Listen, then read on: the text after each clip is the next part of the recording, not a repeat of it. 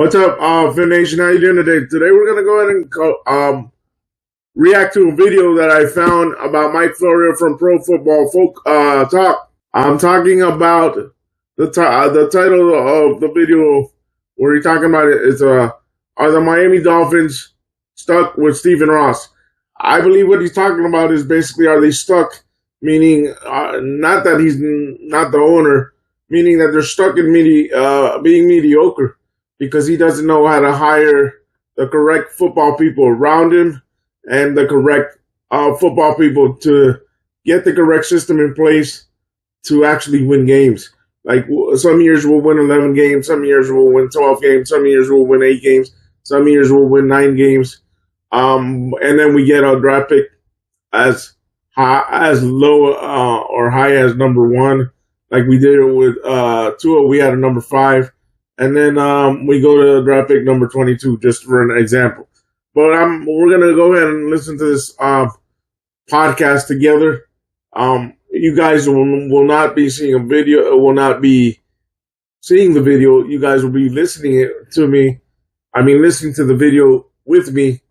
And I will do my reaction as we go. Again, it's Mike Florio from Pro Football Focus talking about what he thinks of the Miami Dolphins with owner Stephen Ross and the current situation and what has happened since he's been the owner of the Miami Dolphins. Asante Samuel Sr. on his podcast talking about the fact that there was some sort of interest between the Dolphins and his son, Asante Samuel Jr. Jr. is a free agent, still unsigned.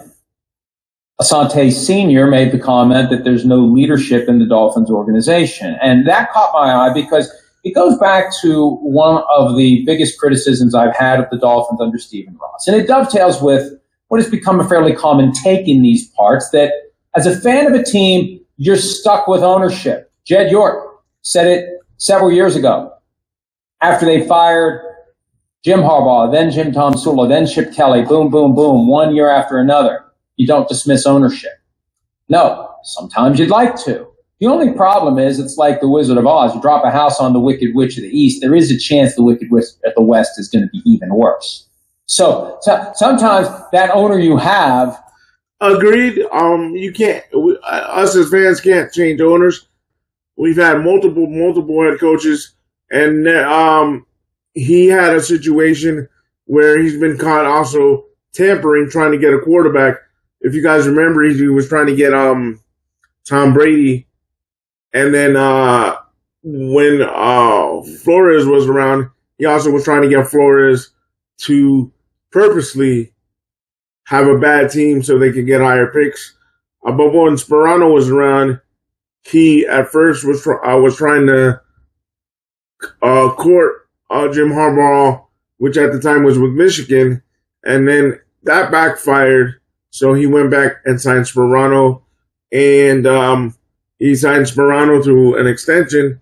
And after that year was over, when he signed Sperano to the extension, he basically fired Sperano. So, and he hasn't had true leadership in the football sense of hiring the right people. The only person I believe he hired correctly but didn't give him enough time was Bill Parcells. And he did hire Jimmy Johnson as the head coach, and Jimmy Johnson had full control of the decisions when he was around. But Jimmy Johnson was not completely into the NFL once he became the head coach of the Miami Dolphins. When he became the head coach of the Miami Dolphins, I feel like Jimmy Johnson had a 1 foot out and 1 foot in at the time being, and he also, I don't think Jimmy Johnson's heart was fully there. So badly enough, Stephen Ross has never had the right football people around him. Another issue that he's going to get into later, I'll discuss it later. Ross is not a full-time owner, meaning he doesn't live full-time in Miami. He lives in New York. He does a lot of business in New York, so he's not in the stadium offices all the time.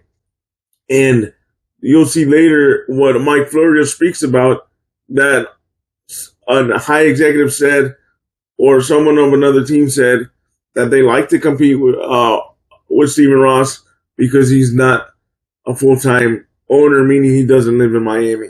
He's an owner in the sense that he owns the team, but he's not fully involved and has not gotten the correct football people around to make sure that we can get 100% effort with not only the head coach, but the coaching staff, and getting a team that can be built from the ground up to be elite and consistently win, play for championships and playoffs and all that kind of good stuff. But let's continue, and I'll continue to give you my thoughts. Who is driving you crazy may still be better. And I agree with what Mike Florio just said. It's better to know the owner that you have than just if we could fire an owner and then get another owner. You don't know what type of owner you're going to have until 3 or 4 years down the road. I agree with that part from Mike Florio. Then whoever would end up buying the team, because there is no test. There is no aptitude exam. 100%. You just have to have the biggest bag of money when a team is for sale. So I say all that because Stephen Ross, because he lives and works in New York, he's an absentee landlord of the Miami Dolphins. It has led to dysfunction. Well, again, he goes back to the point I was making. He lives and works in New York and does not spend 100% of the time in Miami, and he's not in the offices in Miami all the time. And I'm not saying that Stephen Ross doesn't spend money on the team. He does. He basically has given Chris Greer, which has been here 9 years, blank checks on several occasions to go get players he wants to get. But he's not an active owner, meaning he's not in the offices 100% of the time. The owner said years ago, what do you think about Stephen Ross not living in Miami, not working in Miami? The response was, I love competing against him. Yeah.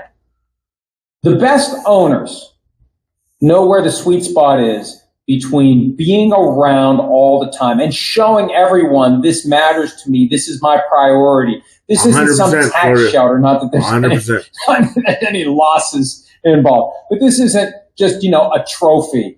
This isn't just some property that I'm investing in. I am fully invested in this team. I am here every day.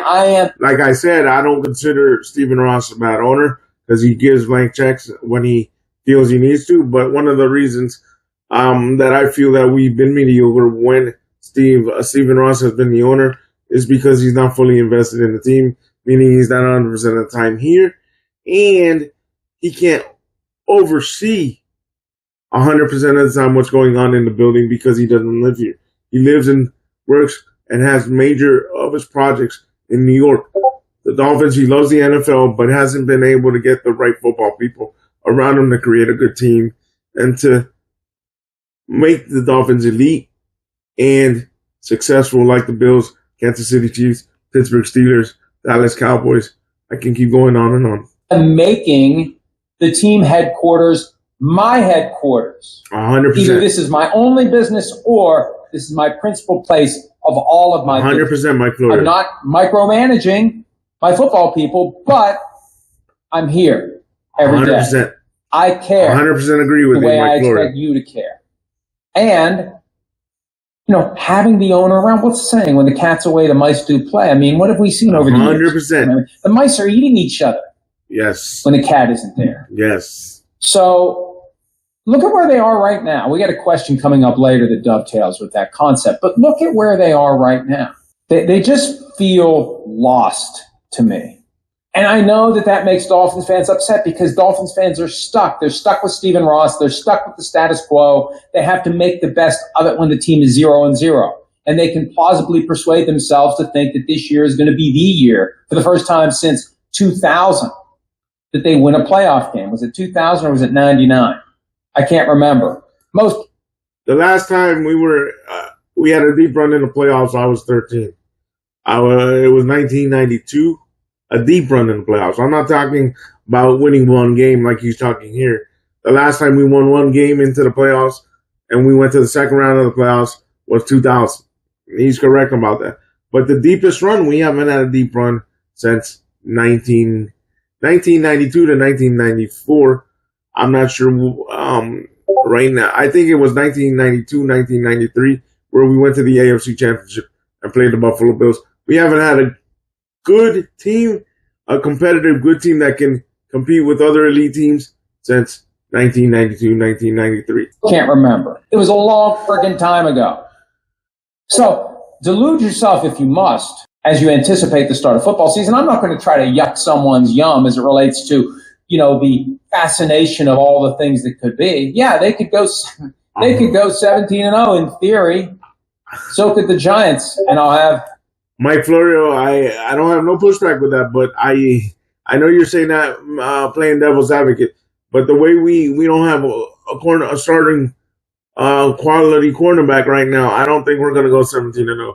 We need 2 starting quality cornerbacks, and then I would feel more comfortable with this team, at least winning 11-12, maybe 13 games, if Tua stays healthy. John Mara's face tattooed on my arm, which is still much better than having his arm tattooed on my face.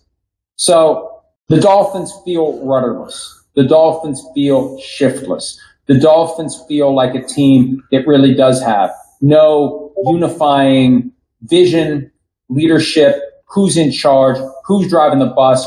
There was somewhat of a vision the first year that Mike McDaniel was here, but right now it's chaos. It's chaos in the asylum because the players have been running it pretty much because Mike McDaniel has been too soft with them. Like I said earlier, players have been missing meetings, not getting fined, and all that stuff, and he admitted it. Mike McDaniel himself admitted that last year at the end of the season, that he had to be more strict with the players and put down discipline. Where is the bus going? It just feels like the bus is going wherever the players want the bus to go. Hi, it's Mike Florio. Thanks for watching PF. I totally agree with what Mike Florio had to say. Leave me your thoughts down below. What you think about what Mike Florio had to say and what I had to say during the stoppage and commentary of my opinions of what Mike Florio had to say. But I have no pushback from Mike Florio. So like always, guys, stay positive, stay on the grind, and go Dolphins.